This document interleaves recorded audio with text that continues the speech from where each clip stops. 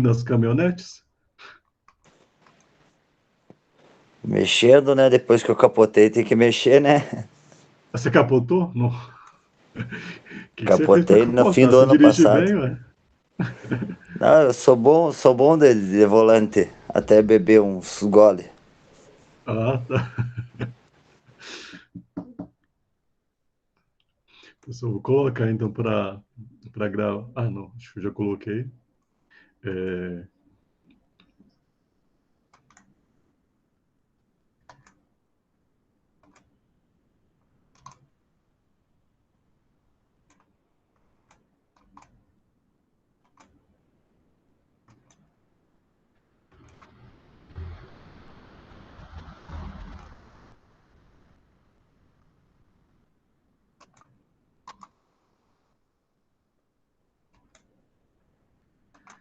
Só aqui na disciplina de agronegócio a gente vai continuar um pouco a parte conceitual ainda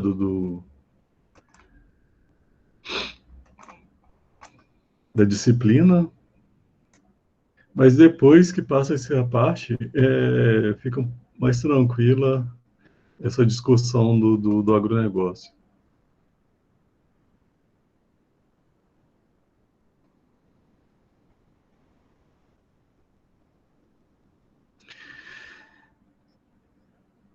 Então, não sei se aqui tem menos pessoas, a gente já está com o Andrews, Bruno, João Henrique, Leila, Lucas, Maiara, Thaís. Parece que tinha entrado mais gente, mas deve ter caído. É... Então, pessoal, ainda com a questão conceitual,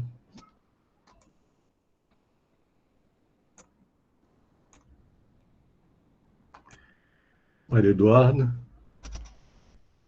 a gente já ainda está falando da questão do gerenciamento dos sistemas agroindustriais. É,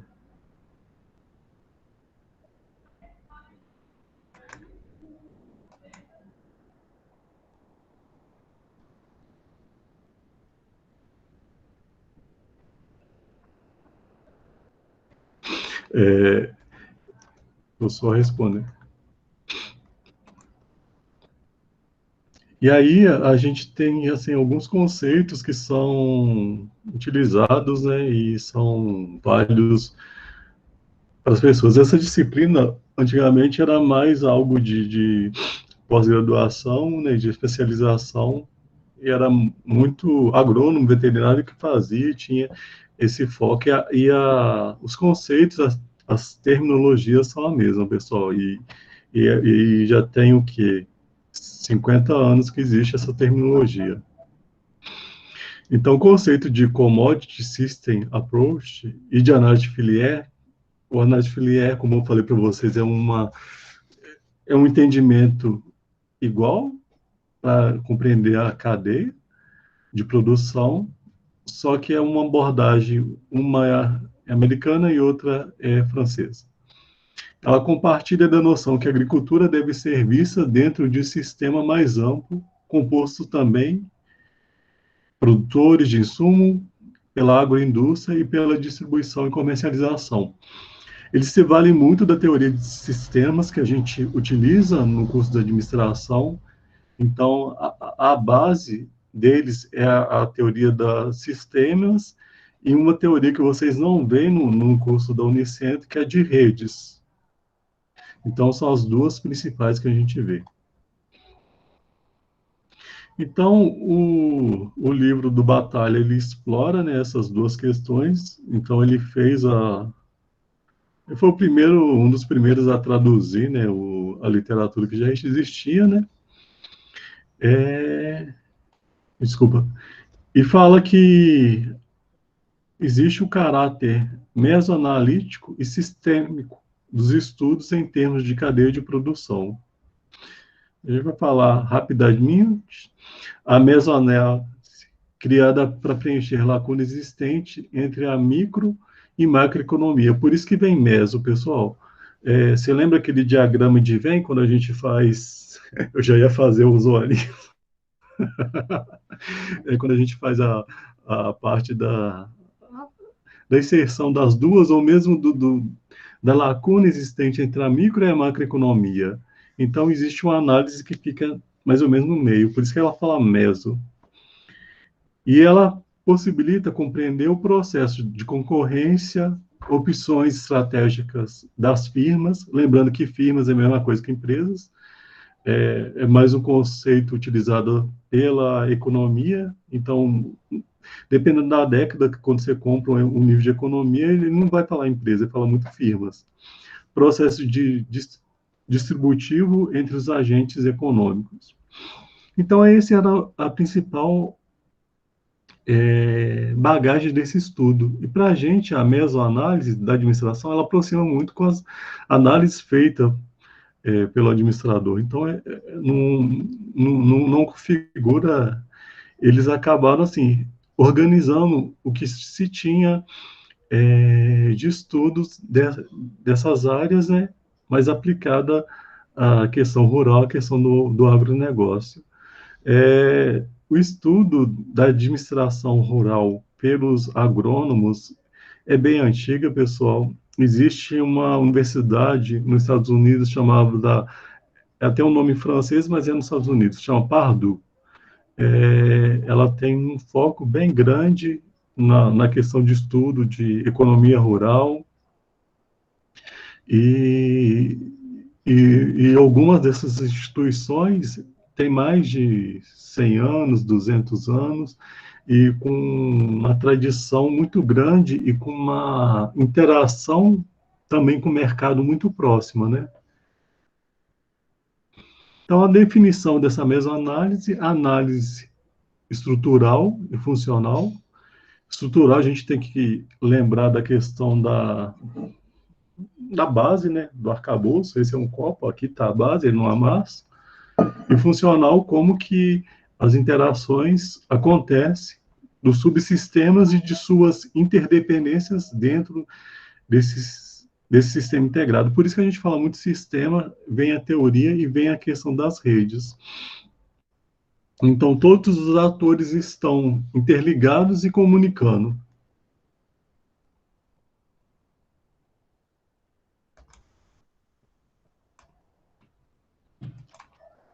Boa noite, Mariana. Então, o sistema pode ser definido como um conjunto formado de elementos e subelementos em interação.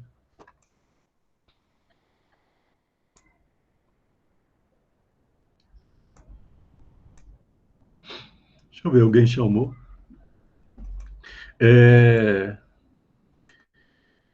Então, o que vem... Então, vamos supor, como eu mencionei para vocês a questão da teoria das redes, ela vai tratar desse passo. Então, se eu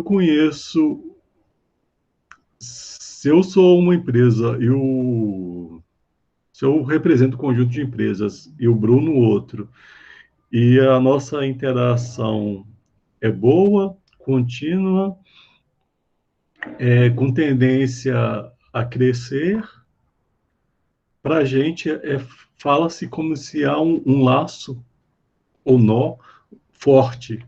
Então, é representado quando você faz um gráfico, vamos supor que tem, sei lá, 1000 atores, quanto mais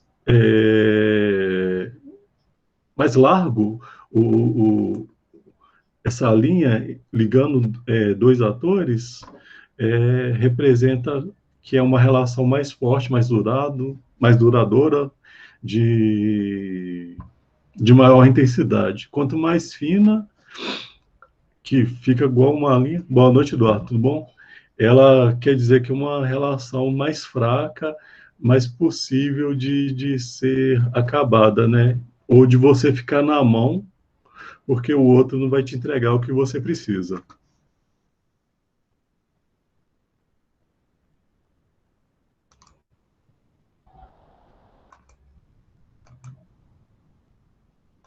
Qualquer coisa, pessoal, se vocês não entenderem, a gente fala.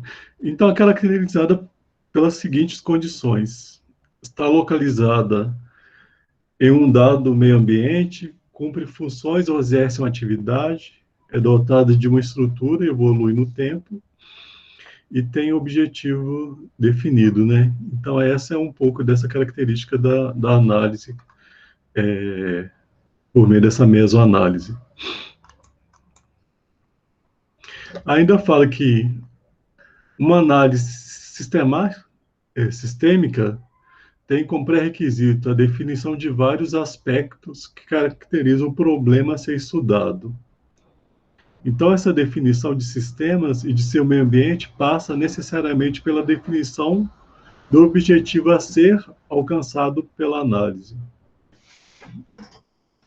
Então, se eu estou querendo saber quais são as empresas que têm maior poder ou que têm maior parcela de mercado, eu consigo saber e olhar se a estrutura está com tendência a monopólio, a oligopólio, como que está essa formatação desse arranjo. E aqui ele já entra também com o conceito de cadeia de produção agroindustrial. Aqui ela fala que é um sistema aberto. Aberto por quê? Eu posso ter um contrato com o Bruno, posso ter um contrato com o André, mas eu posso quebrar aquele contrato ou posso não estabelecer. Então, ela é fluida e muitas vezes pode uma empresa desaparecer e vir uma outra, né? Então, assim, por isso que a gente fala que ele é aberto. A formatação vai sendo dada pela aproximação e por escolhas. Esse enfoque desenvolvido inicialmente da biologia, para estudar os sistemas biológicos, os sistemas de crescimento de plantas. Então, importou, né, como a gente vê essa questão na teoria do sistema, essa linguajar falando de onde que vem a teoria. Então, aqui é igual. Então, esse enfoque considera que todos os sistemas evoluem no espaço e no tempo em função de mudanças internas e externas aos sistemas. Uma cadeia de produção, ela também estará sujeita a mudanças ao longo do tempo. Porque ela pode se fortalecer, amadurecer, ela pode, por algum momento, desestruturar, e ela sofre influências de alguns atores, como o governo, como as políticas, as legislações, o mercado externo. Então, eu falei para vocês nas outras aulas que os Estados Unidos, no começo da década de 90, ele, por algum motivo, falou que o suco de laranja do Brasil não era bom. Aí, com isso, acho que foi começo de 2000, quer dizer, não foi nos anos 90. Aí, com isso, ele queria, teoricamente, aumentar a produção e o consumo da laranja que eles tomam no café da manhã, aquela laranja que tem uma cor alaranjada, acho que não sei se é grapefruit, alguma coisa assim. Ela já fez isso com algumas questões da carne, com algumas vezes era intencional e queria, por algum motivo, prejudicar o Brasil. Era tipo uma retaliação por algum motivo.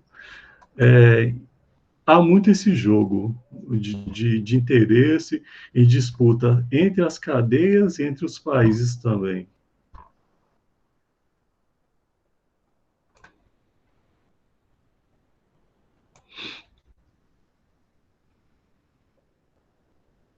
Então, fala que essas mudanças que podem acontecer nas cadeias, elas podem fazer o deslocamento das fronteiras do sistema. O que é isso? Existe uma configuração e essa configuração pode mudar. E pode mudar, como eu estava falando na aula da outra disciplina, por uma mudança de pensamento ou por um desejo de alguns atores que conseguiram se juntar e, e falar que uma temática era importante, e isso pode fazer que, de novo, né, falando na questão das mudanças no meio ambiente. No meio ambiente aqui que a gente está falando não é só o meio ambiente da questão é, da ecologia, mas o meio ambiente todo que está inserida aquela cadeia, né? Então, quando a gente fala no marketing, o micro e o macroambiente, também tem um rearranjo interno dos subsistemas que formam o sistema principal. Então, a gente pode ter mudança de tecnologia, pode ter alguma exigência sobre essa questão. Então, há vários fatores, pessoal, que pode provocar algum movimento dessa cadeia, né? Então, o conceito de cadeia de produção, ela contribui para a explicação das estruturas e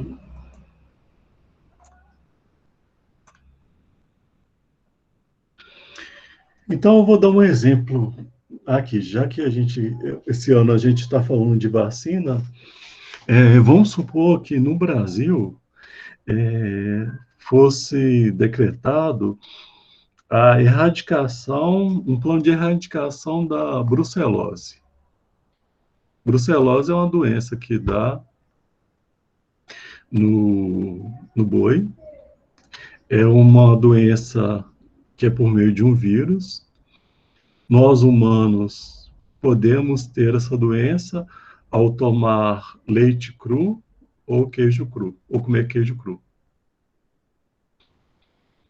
Ela é uma doença que existe vacina há muitos anos, já tem, se bobear, umas 3 décadas, e que o Brasil poderia estar fazendo uma comercialização interna entre estados internacional de queijo cru se houvesse essa erradicação da doença.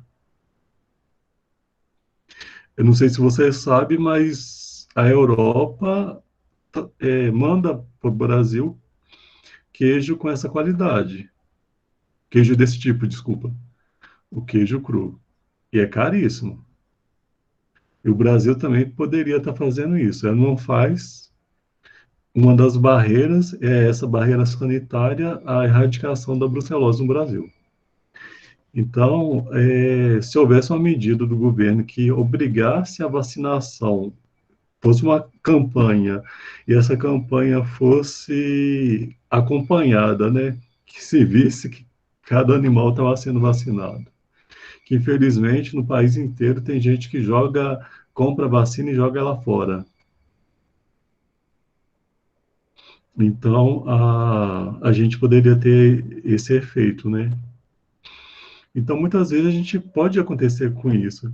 E se os produtores, vamos supor, de queijo cru quisessem se unir e fazer uma pressão, talvez seria vantajoso para eles. Então, parte muito de interesses e do lobby também que é feito, né?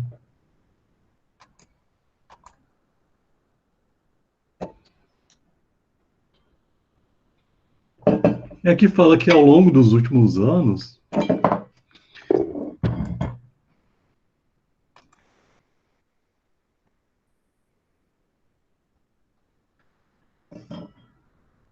boa noite, Renildo, tudo bom?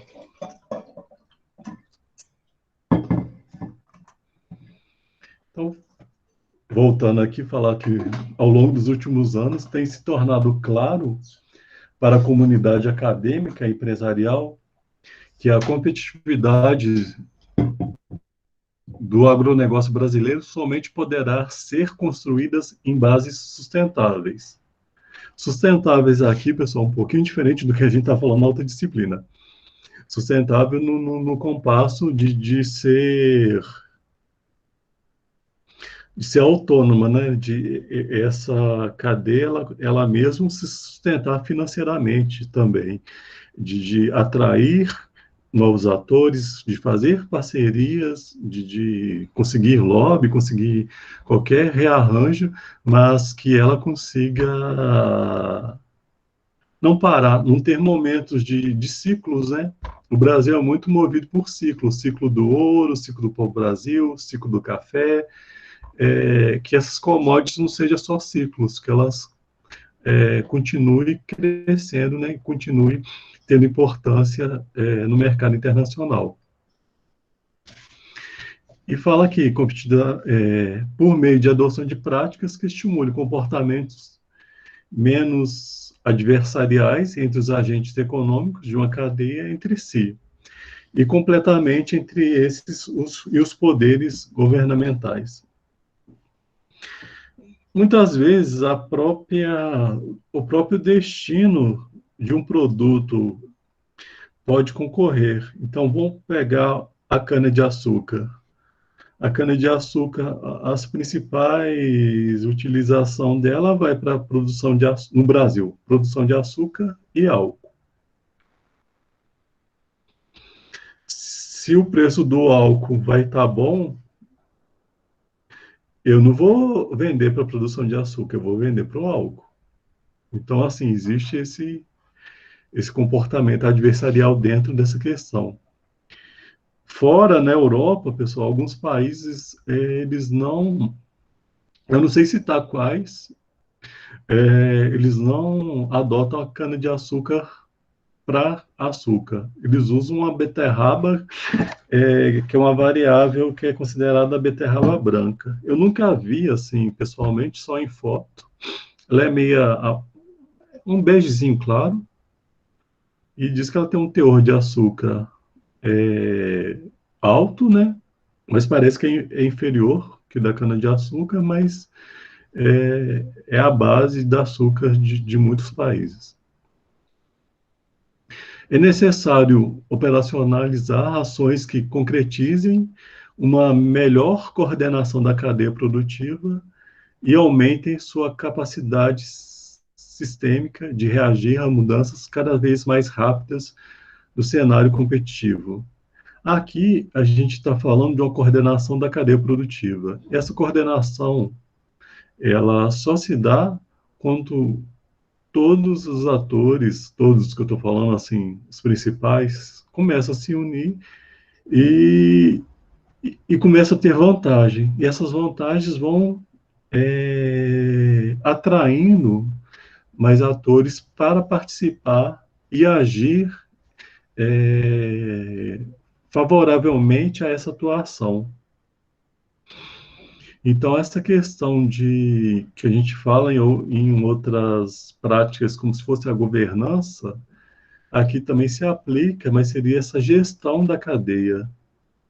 Então, essa gestão depende dessa capacidade de atração e também dos atores terem um comportamento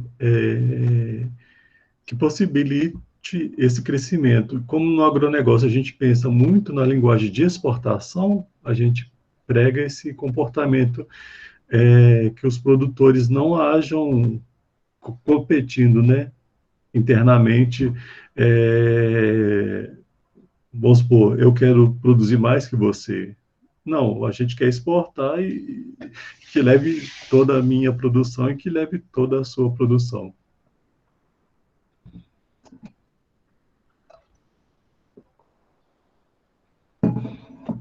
Aqui a gente vai falar um pouquinho da questão de alianças também, e a questão da eficácia, eficiência, ainda a gente pode falar, né? Aqui eles já dão uma outra, como que eu posso dizer? Uma outra definição, mas é parecido com o que a gente vê no curso de administração, quando a gente está falando de estratégia, de alguma coisa assim. Só a Biana está chegando.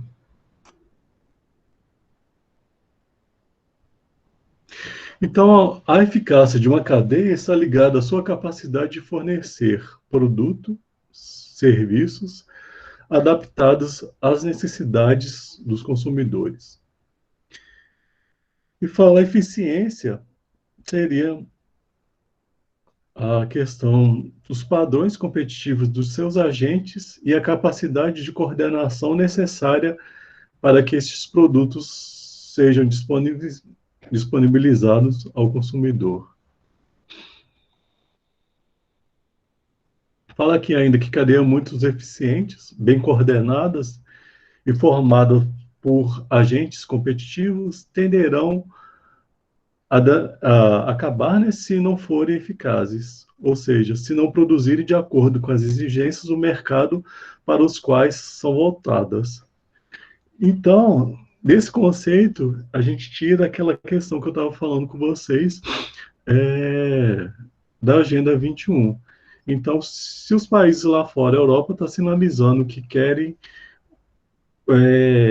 que tais agrotóxicos não sejam utilizados, e o Brasil, se utilizar, ele está indo é, não de encontro ao que os seus compradores querem, mas está contrariando. Então, essa linguagem, esse é um exemplo fácil e simples de ser falado, porque é essa linguagem que a gente tem que utilizar. É uma linguagem diferente quando a gente quer elevar a marca Brasil.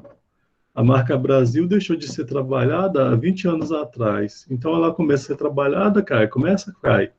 É, a gente levar a marca Brasil seria de ter um café parecido com o café colombiano, mas não porque o Brasil quer parecer com a Colômbia, mas porque o Brasil tem café melhor que o da Colômbia e muitas vezes é até vendido como se fosse colombiano. Pessoal, a minha região é uma região de montanhas.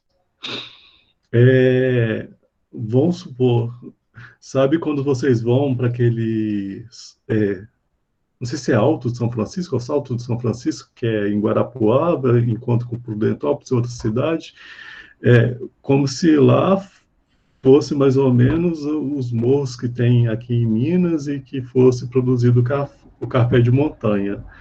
O café de montanha, no passado, já foi das piores qualidades e hoje ele está conseguindo ser destaque.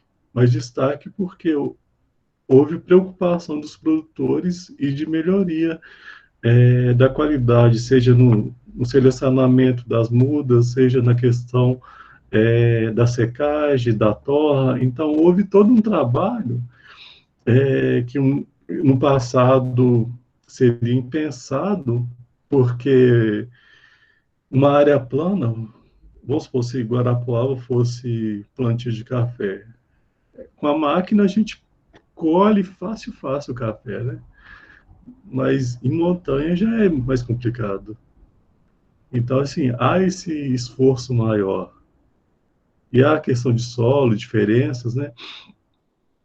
Então, com isso, a gente vê que muitas vezes o esforço está mais na questão de tentar compreender o mercado, tentar levar esse nome, porque produto, mesmo que seja em locais de difícil produção, existe tecnologias que o Brasil já utiliza há muito tempo, porque já tem mais de 100 anos que o Brasil investe em conhecimento sobre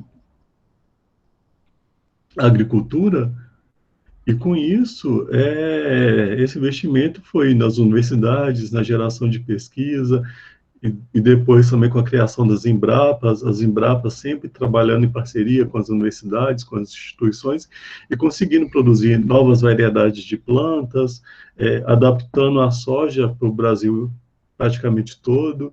Então, esse trabalho é um trabalho de tecnologia, é um trabalho de inovação, que não é visto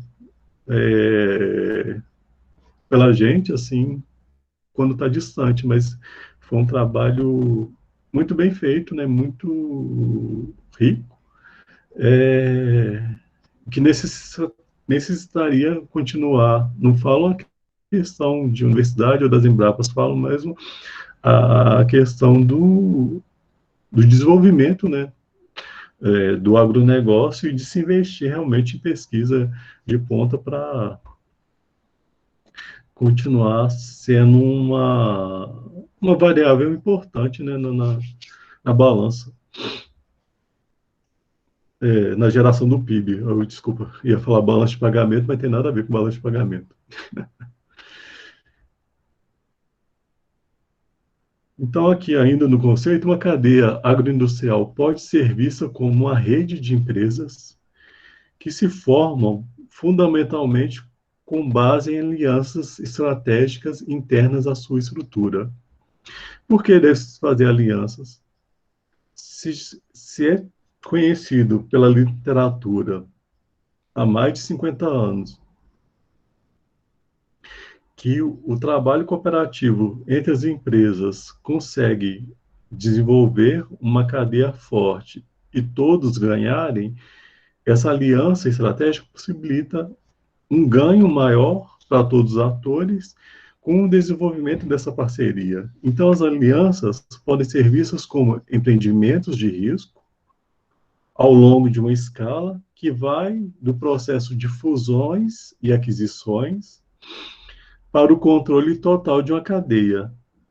Então, ela pode ser feita por meio de integração, quando a gente tem uma união de parte ou de muitos atores dessa cadeia, seja ela verticalmente ou horizontalmente, e até o empreendimento cooperativos informais.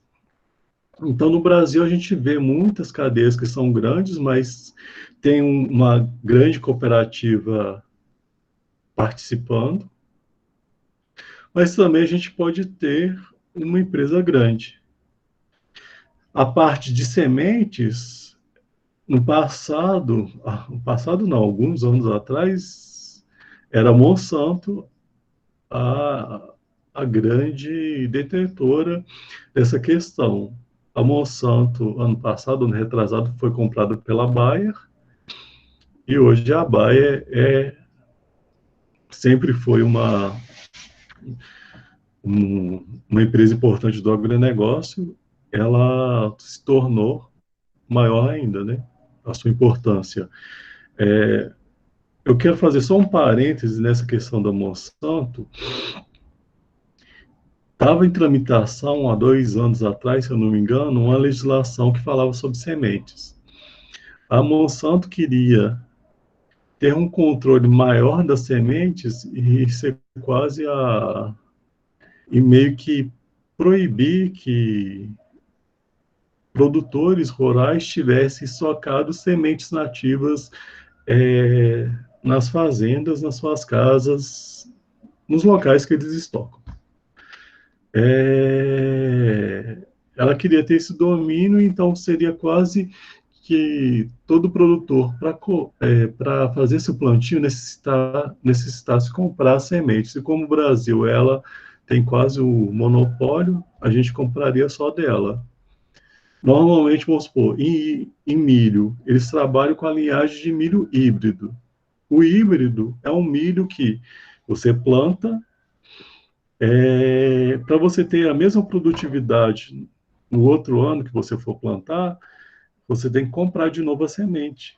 Porque se você plantar com a semente gerada da sua primeira colheita, a produtividade dela cai. Não é a mesma de você plantar ela, a híbrida, vamos supor, a mãe. Então, a gente tem essa preocupação. Então, e por que isso é importante a gente pensar? Vamos supor que o milho é só da Monsanto. Acontece alguma praga, alguma peste em todo o país. Se a gente tem guardado esses bancos, mesmo que seja... O Brasil, infelizmente, não tem esses bancos de germoplasma, que é os bancos que guardariam esse tipo de material genético, bem preservado ou bem ou que se tenha em quantidade. Mas é importante porque você pode fazer pesquisa, você pode criar uma nova variedade, você pode evitar ou tentar até fazer algum controle para essa praga, ou você deixar de utilizar definitivamente aquele tipo de semente e usar uma outra, você quase está interferindo no direito do agricultor ter escolhas.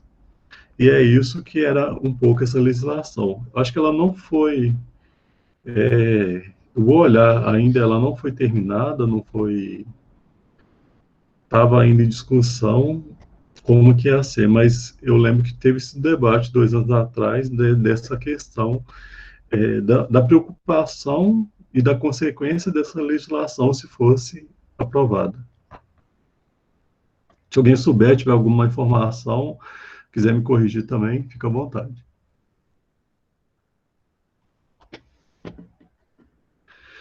Aqui já entra um pouco que vocês veem a administração estratégica, que aqui é a questão, como a gente falou agora, de alianças, a questão do planejamento estratégico. Então, as etapas sempre começam da questão da sensibilização e motivação dos participantes. Então, seria focar na questão das associações, das cooperativas, de se falar da importância, né? Há muito o trabalho das Emateres, das Emater, dos estados e das Embrapas e qualquer outra instituição que trata, né?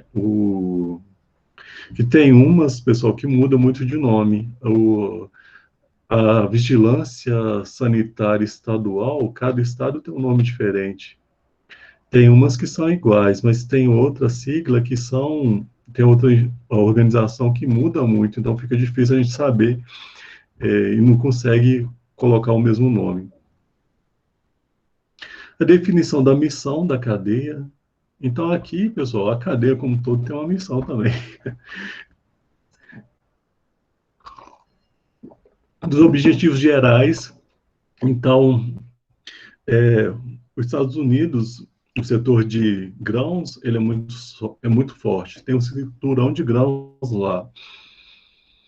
Então, pensando em Guarapuava, que é soja, grãos, ela pode estar invadindo o espaço deles, né? Então, assim, a gente tem que conhecer também eles para saber qual que é a estratégia. Será que a estratégia é ser líder, ou ser o segundo, ou terceiro? Então, essas definições que a gente vê que uma empresa tem, uma cadeia também pode ter, mas assim, é um pouco mais complexa, mas é também assim, porque abrange não só uma empresa, mas abrange muitos agricultores, né? Mas essa decisão, quando é aceita, ela ela tem a tendência de estabilizar, né? De não ter muita alteração de pensamento, de continuar assim a continuar o que foi decidido. A segmentação das áreas de atuação dessa cadeia, né? Com quais produtos e em quais mercados a cadeia pretende atuar. Então, como eu falei, o exemplo mais cedo da cana-de-açúcar, se eu usar para o álcool, se eu usar para açúcar. Então, essas decisões também são importantes, muitas vezes altera o preço do produto internamente também, porque a gente lembra sempre da questão da economia, né? Da oferta e da demanda. Diagnóstico estratégico, a gente tem análise interna e análise externa. Existe atenção à análise dos mecanismos de coordenação existentes e potenciais. Então, esses mecanismos, a gente tem que lembrar que se eu sou produtor rural, é, tem alguma, tem algumas, a gente sabe que em muitas áreas há um avanço tecnológico, uma utilização de conhecimento e inovação muito grande. A gente não está falando, muitas vezes, com pessoas que têm um desconhecimento. É diferente a gente pensar, né, nessa agricultura profissional como uma agricultura familiar. Essa parte que vai compor essa cadeia industrial, que vai decidir, é uma agricultura bem profissional. Então, a gente tem essa questão importante. E ela faz um lobby grande no governo, ela consegue algumas coisas. Alguns momentos acontecem algumas coisas que a gente não entende, mas é normal, né?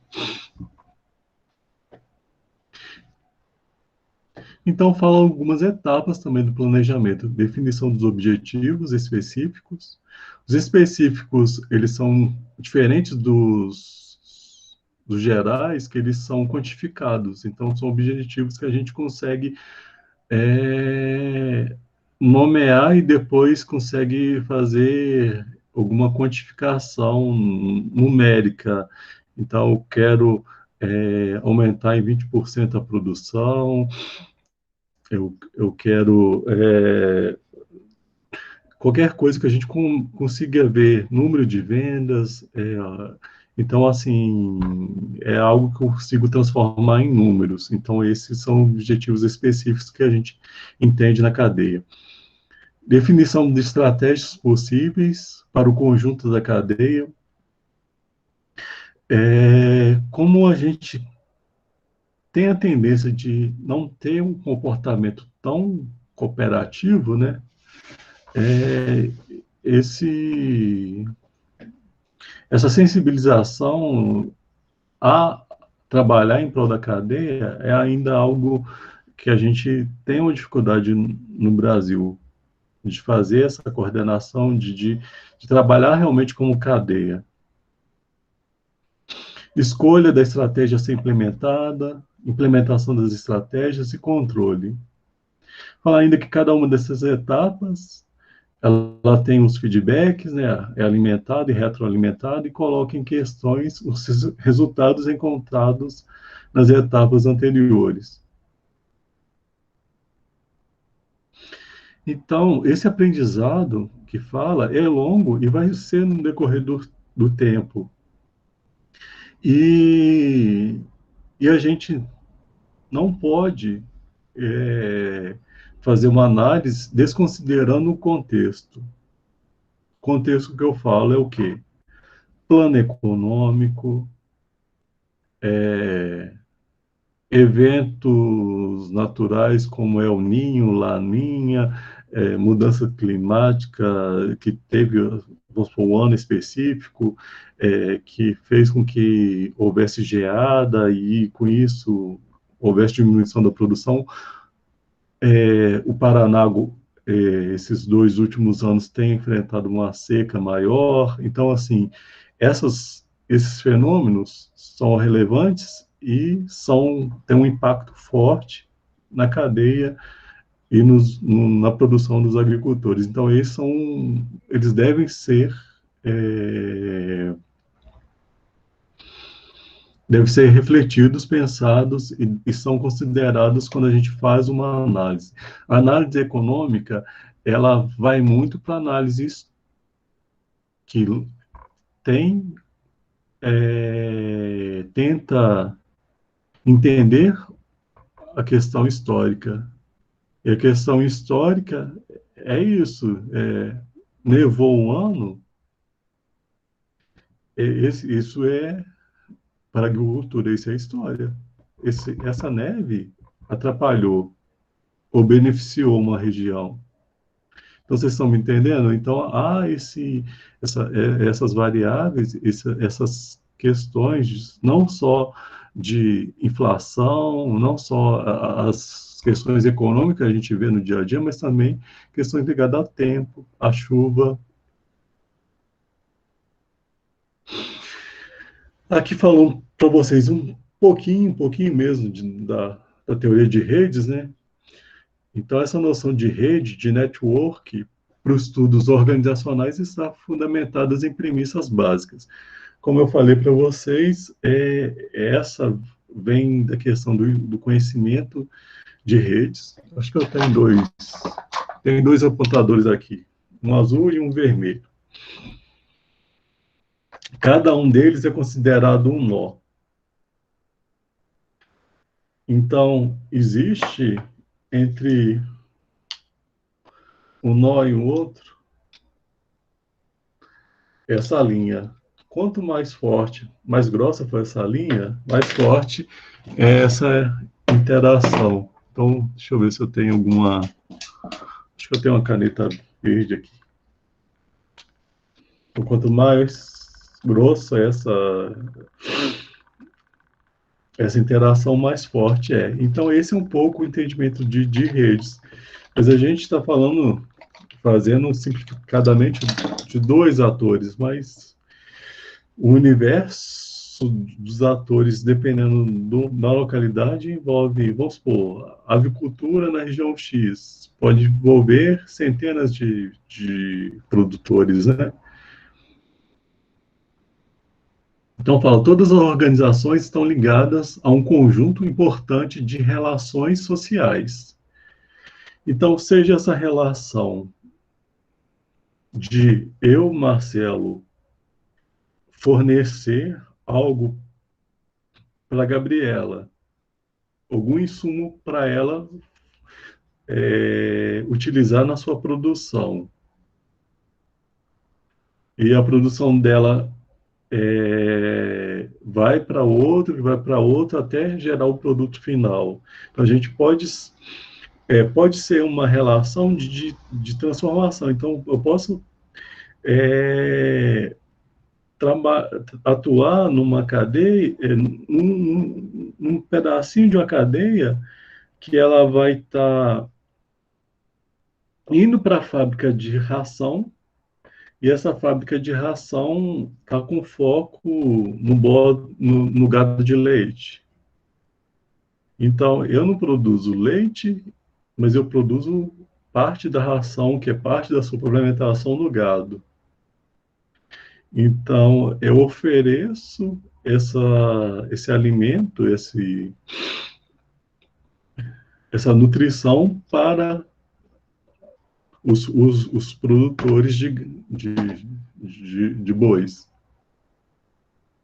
Então, o ambiente de uma organização pode ser visto como uma rede de outras organizações, cada um tem sua função, tem sua atuação, as ações dos atores das organizações podem ser melhor explicadas por sua relação dentro da rede, que é o que eu mencionei para vocês, sobre a aproximação, sobre o grau, né, de parceria entre os atores. As redes condicionam e são condicionadas pelas ações de seus integrantes. Então, se eu atuo de forma a sempre estar ganhando e prejudicando o meu parceiro, eu posso estar destoando e posso estar demonstrando que eu não sou, eu posso ser um agente não favorável a essa atuação. E se eu consigo convencer mais pessoas a atuarem dessa maneira, eu posso estar rachando essa interação, essa parceria, né? Então, vamos supor, eu sou um produtor da região de Guarapuava e, por algum motivo, eu deixo de atender o meu parceiro de Guarapuava e passo a atender o de Ponta Grossa ou de Curitiba, qualquer que seja a cidade. Então, eu não crio a fidelidade, eu não crio a relação esperada nessa cadeia. Não sei se eu consegui explicar, mas nem sei se eu precisava explicar tanto assim, que muitos de vocês já sabem, né? Então, as redes de empresas são estruturas de ligações entre os atores de um sistema social qualquer. Então, uma cadeia pode ter várias redes dessas interações.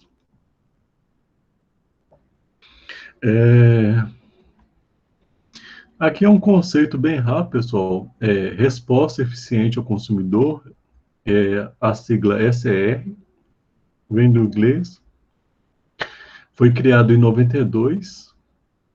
The Efficient Consumer Response Work Group, é um grupo que mede essa questão da eficiência de recursos, reunindo os líderes da indústria de alimentos. As empresas, ao longo do canal de distribuição, deveriam adotar algumas ferramentas de SR com o objetivo de aumentar vendas e oferecer maior valor ao consumidor final. As ferramentas que eles falam que compõem seria o sortimento eficiente. Então, aqui mexe com a questão da álgebra linear, né? Quando a gente tenta otimizar o mix de produto. Então, a gente tenta fazer uma função que atenda de uma forma ótima o mix de produto, e esse atendimento ótimo dá para a gente o ganho esperado e não extrapole, né, não vire em perdas. Então, a gente sempre pensa numa ótica de ganhos também, de maximização da minha lucratividade, da receita. Então, esse sortimento busca otimizar o mix de produto e a alocação de espaço, e tem como consequência o aumento das vendas e o giro do estoque. Pessoal, isso no passado era um pouco mais difícil, mas hoje existe equipamentos, softwares e máquinas, dependendo da área, que consegue pegar uma árvore e cortar ela de uma maneira que maximiza o seu aproveitamento. Então, assim, no passado a gente era um pouco mais difícil, mas hoje, para esse agronegócio com esse foco industrial, existe medidas e existe já a sua aplicação há um bom tempo. Reposição eficiente, dinamização, né, dinamiza o fluxo de produto, desde a produção até o checkout do distribuidor, por meio da gestão partilhada de estoque entre distribuidores e fornecedores, buscando reduzir os custos de armazenamento e distribuição. Aqui a gente vê uma comunicação muito grande e determinadas produtos, como a gente está falando do agronegócio, que mexe com produtos perecíveis, entra outras questões como a rastreabilidade da cadeia.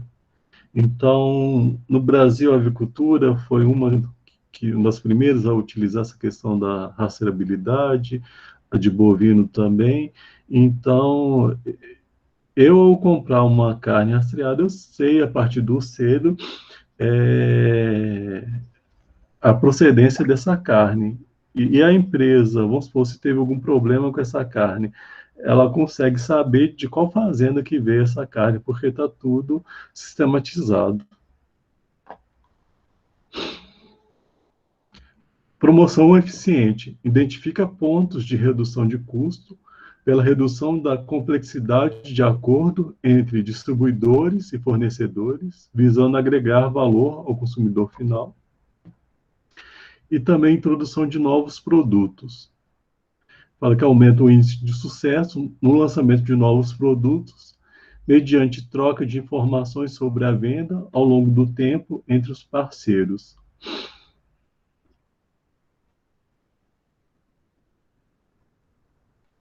Então, o SR possibilita o aprimoramento do fluxo de informação internamente, né, quanto na direção entre os...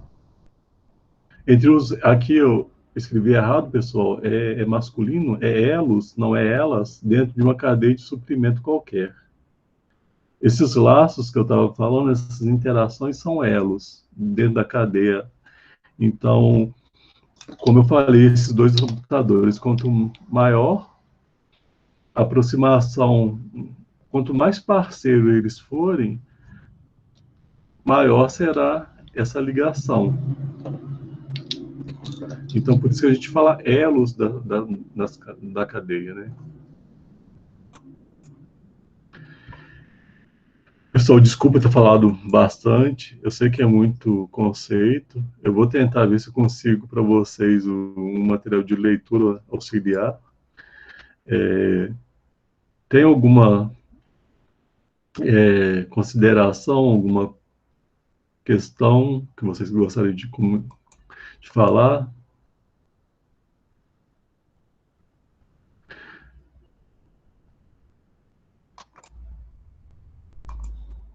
Tudo certo, professor? Mas, assim, as das teorias mais difíceis já está terminando, pessoal. O resto mesmo já entra muito para administração depois. Aí fica mais voltando. Eu acho que eu não compartilhei o slide com vocês, né? Agora que eu estou vendo.